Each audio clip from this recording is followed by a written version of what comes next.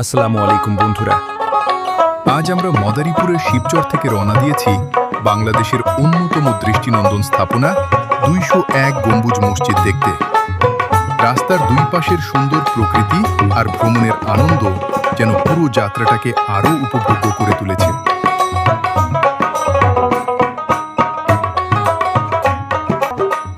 এই মসজিদটি টাঙ্গাইল জেলার গোপালপুর উপজেলার দক্ষিণ পাথালিয়া গ্রামে অবস্থিত এবং এর বিশাল গম্বুজ ও সুউচ্চ মিনার সত্যিই চোখ ধাঁধানো। অনেকেই এটিকে বিশ্বের অন্যতম বৃহৎ গম্বুজ বিশিষ্ট মসজিদ বলে থাকেন।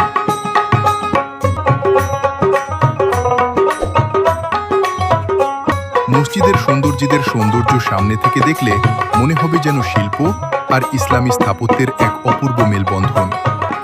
চারপাশের পরিবেশ, বিশাল মাঠ আর শান্ত আবহ সব মিলিয়ে জায়গাটি সত্যিই মনোমুগ্ধকর।